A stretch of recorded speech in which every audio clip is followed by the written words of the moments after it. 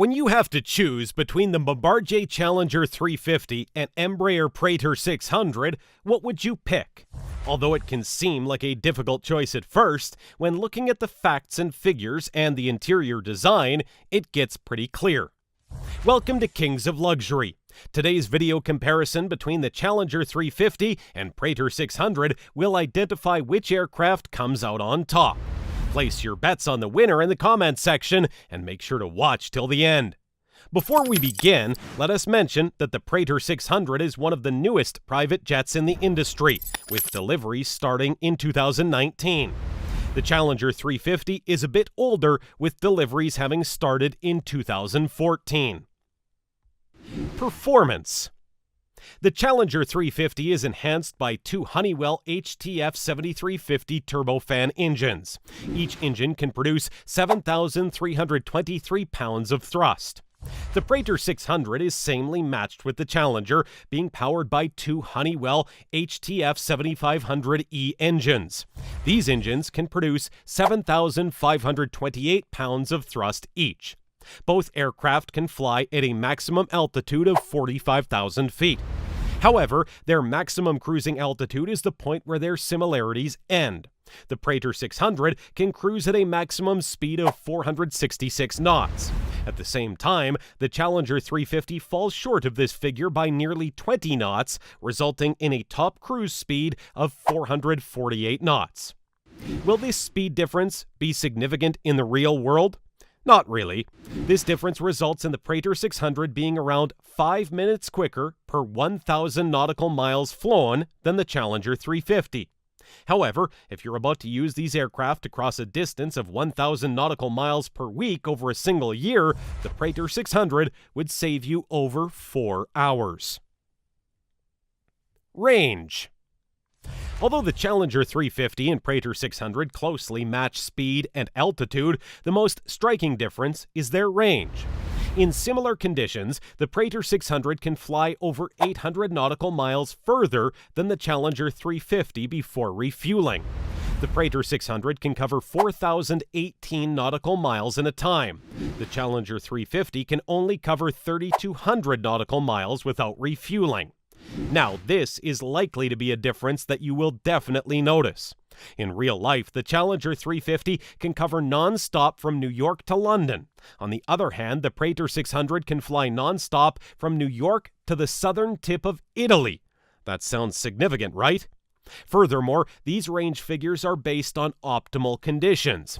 This means we consider perfect weather and at most a couple of passengers on board. When you factor in a strong headwind or more passengers, the Challenger 350 will begin to fall short crossing New York to London distance. That's why, if you wish to fly transatlantic routes, the Praetor 600 is the aircraft to opt for. Greater peace of mind and also greater flexibility are guaranteed. Ground performance. You might believe the larger aircraft with greater fuel capacity should require more runway to take off and land. However, Embraer has managed to surpass the Praetor 600 with a minimum takeoff distance of 4,717 feet. This is over 100 feet less runway than the Challenger 350 that needs a minimum of 4,835 feet. This is indeed impressive, given that the Honeywell engines on the Praetor 600 aren't that different from those on the Challenger. The competition is tight when it comes to the minimum required landing distance, and once again the Praetor can beat out the Challenger. The Embraer Praetor 600 boasts a minimum landing distance of 2,165 feet. Compare this with the 2,364 feet needed for the Challenger 350 to land. Interior dimensions. Talking about the interior, both aircraft have their strengths and weaknesses.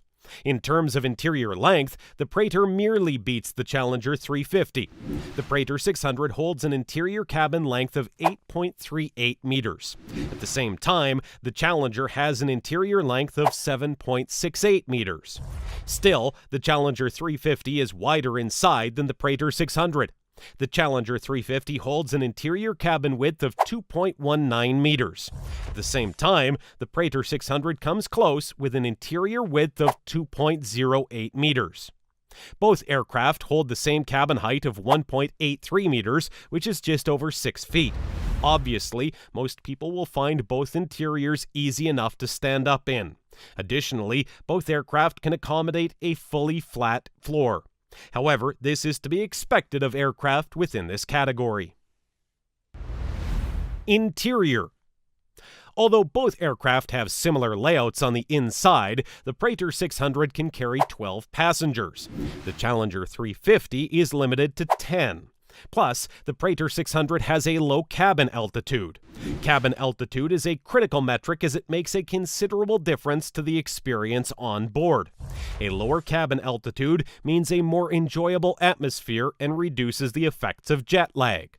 When both aircraft cruise at 45,000 feet, the Challenger 350 will have a cabin altitude of 7,848 feet.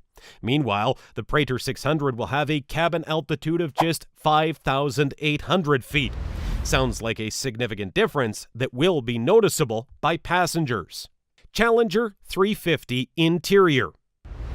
Features of the Challenger: a fully flat floor, access to baggage during flight, and exquisite finishes. Besides, the Challenger 350 features exceptional craftsmanship, carefully selected finishes, large windows, and angled touchscreens. You can also experience Ka-band and 4G air-to-ground internet. This lets you stream music, watch movies, and take part in video conferences. As you can expect from an aircraft of this class, the Challenger 350 gives you the ability to control the cabin, comfortably seating anywhere you want. The cabin operational system of the 350 has been encouraged by Bombardier's flagship aircraft, the Global 7500. The cabin management system lets you connect to your personal devices with a user-friendly interface. Praetor 600 Interior. On the other side of the medal, we got the Praetor. Embraer has demonstrating thoughtful attention to detail. Additionally, superior craftsmanship can be found within the elegantly conceived 6-foot-tall flat-floor cabin. Interior materials follow the highest standards while also being durable and lightweight. For instance, carbon fiber can be placed throughout the cabin. From bulkheads to tables, you can customize this aircraft as your own. Embraer came up with a luxurious, stone-floored, highly functional galley at the beginning of the passenger cabin. This has been designed to satisfy all your desires as you cross oceans on a long flight. Warm coffee, a refreshing drink, or a nourishing meal, Embraer has equipped the galley with a microwave, coffee brewer, conventional oven, refrigerator, beautiful crystal, china, and silverware. Being one of the freshest business aircraft in the sky, Embraer has left no stone unturned regarding onboard technology. Home-like Wi-Fi, touchscreen cabin controls, hypnotizing audio and video streaming. Touchscreens are inserted into the overhead panels, putting all cabin controls and information close to your fingertips. Finally, both interiors are spacious, luxurious, and practical. However, the Praetor 600 has a bit edge given its more modern design. Charter price. Each aircraft's estimated hourly charter price differ. The hourly fee of the Praetor 600 is around $8,000, while the Challenger 350 has an estimated hourly cost of $4,950. However, it's only the estimated hourly price. Charter prices vary depending on many different factors. Purchase price. Although the Praetor 600 is more expensive to charter, the purchase price is far lower. The Embraer Praetor 600 got a list price of $21 million. At the same time, the Bombardier Challenger 350 has a list price of $27 million. Moreover, when seeking out pre-owned examples, the Praetor 600 appears to hold its value far better. Summary. After comparing almost every metric, it becomes evident that the Praetor 600 tops.